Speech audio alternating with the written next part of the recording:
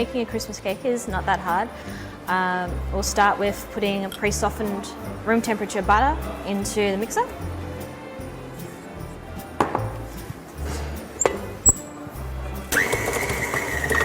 I just give that a beat to get it started. And we'll lower that back down. So in this bowl is the dark brown sugar, the treacle, and the spice mix. So all that will go in.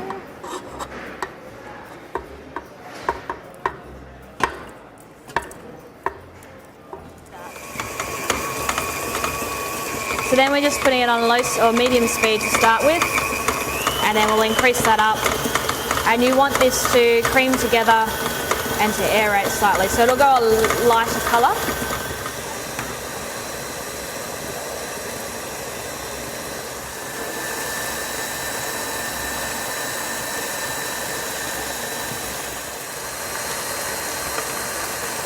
Last egg.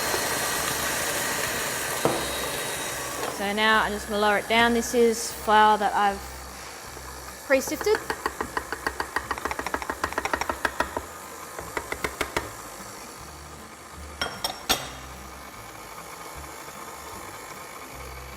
Okay. So at this point, depending on your mixer size, you could tip in your fruit and your nuts, leave it on the mixer and mix it through. On the bottom here we've got the currants, sultanas and raisins that have been soaked overnight with a small amount of brandy. And I've just tipped on a pre-roasted slivered almond and the glace red cherries. So we'll just pour all this in. With the brandy, add the brandy liquid as well if there's any left that hasn't soaked into the fruit. So now we're just going to fold through. So you can see that the batter really is just a binder for all these dried fruits to stick it together. So now I have my pre-lined tin. Just going to drop it in. You can see how thick it is. That's what makes it so dense. To begin with, I'll just push this down. This is a pastry card or a pastry scraper. You could use your spatula. That's just to get the first of it in. You want to push it down so that it fills out the bottom of your cake tin. Otherwise, you might have little holes in the corner because it doesn't move that much once you've baked it off.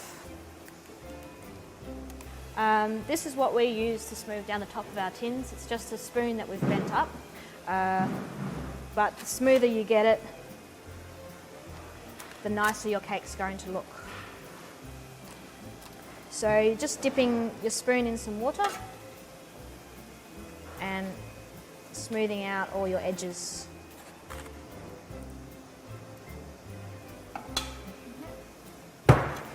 So it's a heavy cake. At this point, if you wanted to do some decorative touches, like put a whole cherries on top in a pattern or whole almonds, this would be the point where you'd stick them on now. But otherwise, that's ready to go in the oven.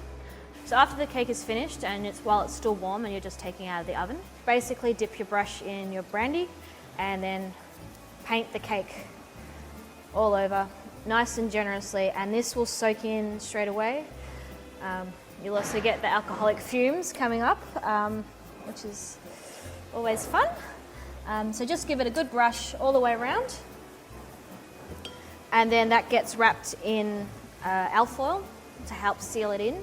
And then 24 hours later, you'll unwrap it again and rebrush it nice and liberally, and then wrap that time up again in fresh alfoil. I think that's it.